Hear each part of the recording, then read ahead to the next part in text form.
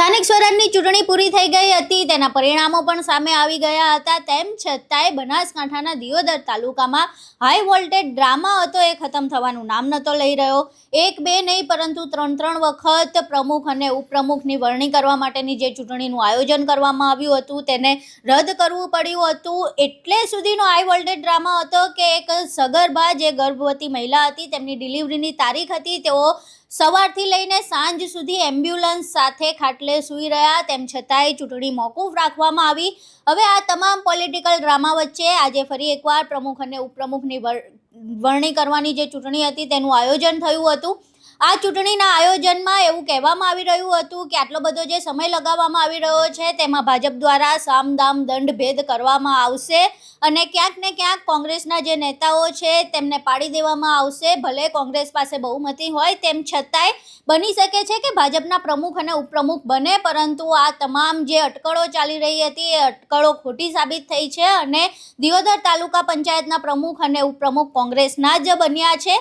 કોંગ્રેસના પ્રભાભાઈ વાઘેલા એ પ્રમુખ તરીકે નિમણૂક થઈ છે અને પાનાબેન ચાવડાની ઉપપ્રમુખ તરીકે નિમણૂક થઈ છે. હવે જે પ્રમાણે કહેવામાં આવતું હતું કે લગભગ દિયોદર તાલુકા પંચાયતની જે ચૂંટણી છે તેમાં લોકતંત્રની સાથે મજાક કરવામાં આવી રહી છે. આ સિવાય માનવતા પણ શર્મસાર કરે એવા પણ દ્રશ્યો સામે આવ્યા હતા. હવે આખા હાઈ વોલ્ટેજ ડ્રામામાં સામદામ દંડ ભેદ તો થયો નથી એવું કહેવામાં આવતું હતું કે લગભગ લોકતંત્ર સાથે મજાક થઈ છે. આ સિવાય માનવતા શર્મસાર થાય તેવા પણ દ્રશ્યો આપણે જોયા હતા. હવે આખી ઘટના બાબતે આપણે અમારા સહયોગી સમ્રાટ બૌદ્ધ સાથે વાત કરીશું અને જાણીશું કે આખા હાઈ વોલ્ટેજ ડ્રામા વિશે એમનું શું કહેવું છે. સમ્રાટભાઈ, આખો હાઈ વોલ્ટેજ ડ્રામા થયો એવી અટકળો હતી કે ભાજપ સામદામ દંડ ભેદની નીતિ અપનાવશે અને કોંગ્રેસ પાસે બહુમતી હોવા છતાં કદાચ એવું બની શકે કે તેમના પ્રમુખ અને ઉપપ્રમુખ ન બને, પરંતુ એ તમામ અટકળો ખોટી સાબિત થઈ છે. શું કહેવું આના વિશે? પહેલાં તો જ્યારથી આ દિયોદરની જે ચૂંટણી પ્રક્રિયા પ્રમુખો અને ઉપપ્રમુખોની થવાની હતી ત્યારથી લઈને અત્યાર સુધી જે ડ્રામા જોવા મળી રહ્યો છે, ત્યારે કોંગ્રેસના જે નેતાઓ છે એવો આરોપ લગાવી રહ્યા હતા કે અમારા જે સભ્યો છે એને તોડવામાં આવી રહ્યા છે, કારણ કે ભાજપને કોઈને કોઈ રીતે સત્તા બનાવી છે. એનો સત્તા બનાવવા માટે એ અધિકારીઓનો ઉપયોગ કરી રહ્યા છે.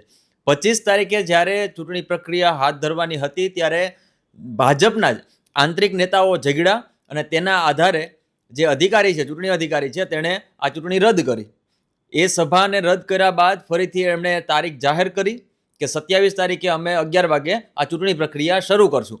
પરંતુ 11 વાગે છે ત્યારે એવું લાગે છે કે આ અધિકારી આવ્યા નથી અને ન આવ્યા એનું કારણ એવું બતાવે છે કે એને મજા નથી, એટલે એ વ્યક્તિ 3 વાગ્યા સુધીમાં કદાચ આવી શકશે, તો 3 વાગે એની ચૂંટણી પ્રક્રિયા શરૂ કરાશે.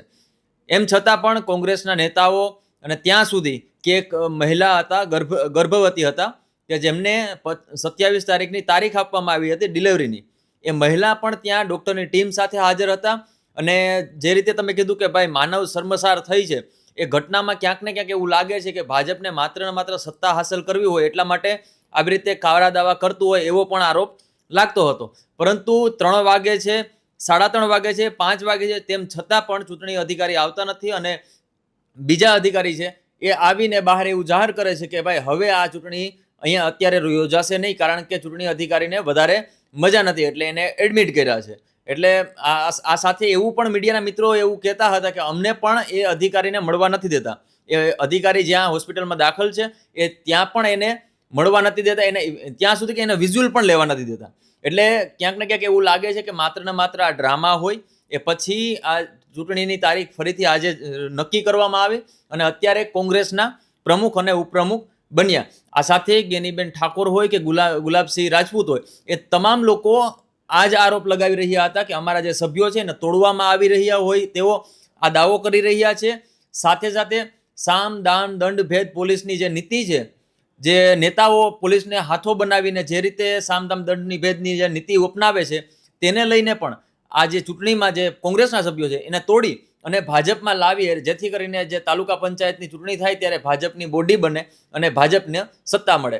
આ માત્ર દિયોદરની વાત નથી, બાકીના જે પણ છોટાઉદેપુરની વાત કરીએ, પછી વડગામની વાત કરીએ, આ તમામ જગ્યાએ આ જ પરિસ્થિતિ જોવા મળી હતી અને તે પરિસ્થિતિને જોતા કોંગ્રેસના નેતાઓ એટલા એલર્ટ હતા કે આખરે તેને સત્તા હાંસલ થઈ. તો જે પ્રમાણે વાત થઈ એ પ્રમાણે આખું રાજકીય સમીકરણ અને સોગઠાબાજી ગોઠવવાની વાત હતી, પરંતુ એ તમામ સોગઠાબાજી કામ નથી કરી. આ સાથે જ પોલીસ તંત્ર અને ચૂંટણી પંચની કામગીરી ઉપર પણ આજે દિયોદર તાલુકા પંચાયતની ચૂંટણી હતી એમાં પ્રશ્નો ઊભા થયા છે.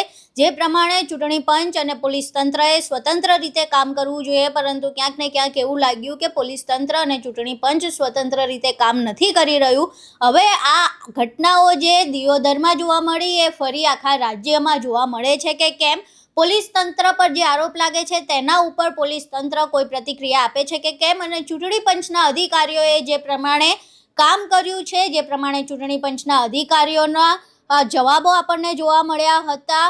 આ સિવાય ગેનીબેન ઠાકોરે એવો આરોપ લગાવ્યો હતો કે આના કરતાં તો તમે ભાજપનો ખેસ પહેરી લો. હવે આ તમામ વચ્ચે ચૂંટણી પંચ અને પોલીસ તંત્રની નિષ્પક્ષતા પર પણ પ્રશ્નો ઊભા થયા છે.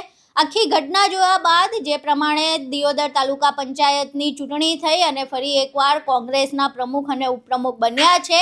આખા હાઈ વોલ્ટેજ ડ્રામા અને ચૂંટણી વિશે તમારું શું માનવું છે? તમારા મંતવ્યો અમને કોમેન્ટ બોક્સમાં જરૂર જણાવજો. વિડીયો પસંદ આવ્યો હોય તો વિડીયોને લાઇક કરજો, શેર કરજો અને અમારી ચેનલને સબસ્ક્રાઇબ કરવાનું ભૂલશો નહીં. નમસ્કાર.